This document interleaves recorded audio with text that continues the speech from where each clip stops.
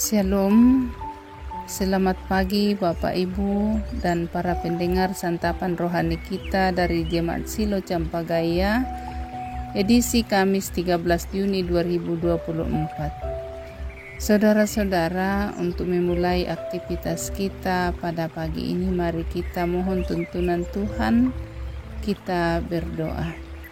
Syukur dan terima kasih ya Allah atas penyertaan-Mu menyertai kami dalam sepanjang malam lamanya sehingga kami boleh bangun dengan tubuh keberkatan. Dan sebagai tanda syukur kami sudah siap membaca firman-Mu. Bersabdalah kepada kami. Di dalam nama Yesus kami berdoa. Amin. Saudara-saudara, firman Tuhan yang kita dengarkan pada pagi ini dari 1 Samuel 9 ayat 15 sampai ayatnya yang ke-27.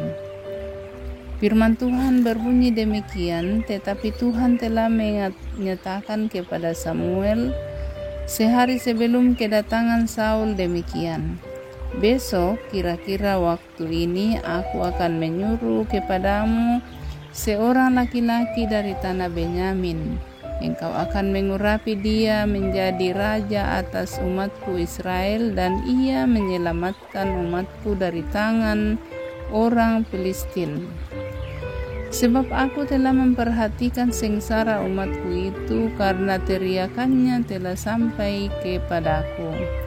Kepada Samuel melihat Saul, ketika Samuel melihat Saul maka berfirmanlah Tuhan kepadanya, inilah orang yang kusebutkan kepadamu itu, orang ini akan memegang tampuk pemerintahan atas umatku. Dalam pada itu Saul datang mendekati Samuel di tengah pintu gerbang dan berkata, maaf, di mana rumah pelihat itu? Jawab Samuel kepada Saul katanya, akulah pelihat itu. Naiklah mendahului aku ke bukit. Hari ini kamu makan bersama-sama dengan daku. Besok pagi aku membiarkan engkau pergi, dan aku akan memberitahukan kepadamu segala sesuatu yang ada dalam hatimu. Adapun keledai-keledaimu yang telah hilang 3 hari lamanya sampai sekarang, janganlah engkau khawatir, sebab telah ditemukan. Tetapi siapa yang memiliki segala yang diingini orang Israel, bukankah itu ada padamu dan pada seluruh kaum keluargamu? Tetapi jawab Saul, bukankah aku seorang suku Benyamin, suku yang terkecil di Israel, dan bukankah kaumku yang paling hina dari segala kaum suku Benyamin? Mengapa Bapa berkata demikian kepadaku? Sesudah itu Samuel mengajak Saul dan bujangnya, dibawanya ke pendopo dan diberikannya kepada mereka tempat utama di depan undangan yang banyak, kira-kira 30 orang. Berkatalah Samuel kepada juru masak, berikanlah sekarang bagian yang kuberikan kepadamu tadi. Dengan pesan simpanlah ini dulu. Lalu juru masak itu menghidangkan paha dan apa yang termasuk ke situ dan meletakkan di depan Saul, dan Samuel berkata, lihatlah, tinggal ini diletakkan di depanmu. Makanlah, sebab telah disimpan bagimu untuk perayaan ini ketika aku berkata, aku telah mengundang orang banyak. Demikian pada hari itu Saul makan bersama-sama dengan Samuel. Sesudah itu turunlah mereka dari bukit ke kota, dan Samuel bercakap-cakap dengan Saul di atas soto. Mereka bangun pagi, dan ketika fajar menyingsing, Samuel memanggil Saul yang ada di atas soto itu. Katanya, bangunlah, aku akan mengantar engkau. Lalu Saul bangun dan Mereka keduanya pergi keluar, yakni ia dan Samuel. Ketika mereka turun sampai ke ujung kota, berkatalah Samuel kepada Saul, "Katakanlah kepada bujangmu itu supaya ia pergi mendahului kita, tetapi berhentilah engkau sebentar, maka aku akan memberitahukan kepadamu firman Allah." Amin. Saudara-saudara, tema kita pada pagi ini, tanggung jawab yang lebih besar, Batu Pasanan Tengko, Mandu Kapua. Para pendengar santapan rohani kita, ada masa dalam hidup kita tanpa terduga di mana kita sampai situasi sebelum kita sendiri tidak pernah pikirkan.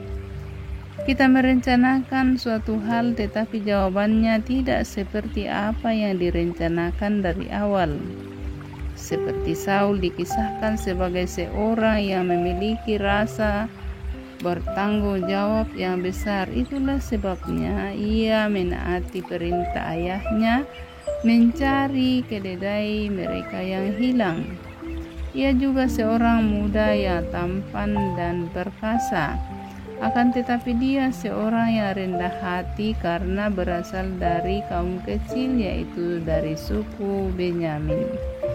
Dia tidak pernah menduga bahwa Tuhan akan mengangkatnya menjadi raja bagi sebuah bangsa.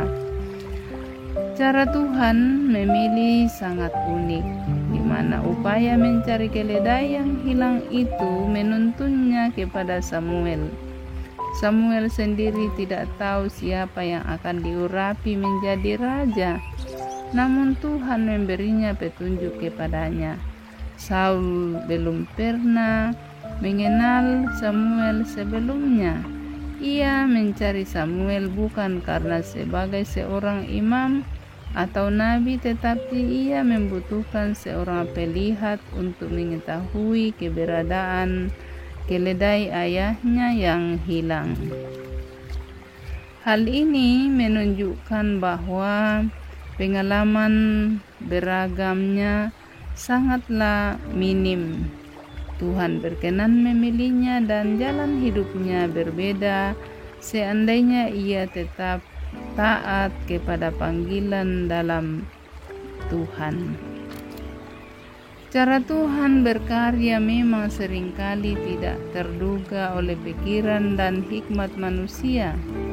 Tuhan dapat menggunakan hal-hal kecil untuk sebuah karya yang besar. Kadang kita merasa lemah, merasa kecil dan miskin pengalaman, merasa tak bisa melakukan apa-apa karena berbagai kekurangan pada diri kita. Namun bila Tuhan mau memakai kita, maka mereka tidak dapat menghalangi kita.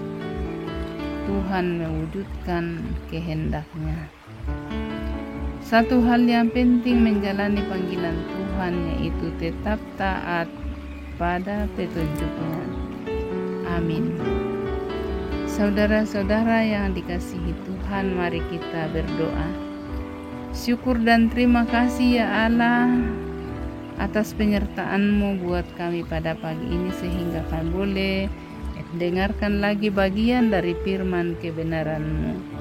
Urapi kami dengan kuat kuasa-Mu agar firman-Mu ini dapat kami jadikan sebagai pedoman di hari hidup kami masing-masing. Bapa di surga, pada hari ini kami mohon tuntunan-Mu bagi jemaat-Mu dan para pendengar santapan rohani kita saat ini yang bersukacita, sempurnakan sukacita mereka, yang dalam pekerjaan berkati, yang mencari pekerjaan mudahkanlah urusan mereka, yang dalam pergumulan kuatkan, yang dalam kelemahan tubuh karena sakit, baik di rumah maupun di rumah sakit, sembuhkan dan pulihkan mereka. Yang tawar hati, teguhkan imannya. Yang dalam masa usia indah, para lansia, teguhkan iman mereka, berikan kekuatan, keteguhan iman agar tetap setia beribadah di hadapan-Mu. Anak cucu dalam pertumbuhan berkati, yang dalam bangku pendidikan, bangku sekolah Engkau karuniakan kecerdasan kepada mereka, agar mereka boleh menuntut ilmu dengan takut akan Tuhan sendiri.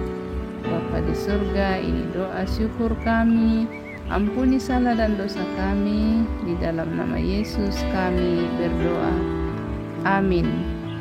Saudara-saudara, demikianlah santapan rohani kita pada pagi ini. Selamat beraktivitas. Tuhan Yesus memberkati. Salam sehat.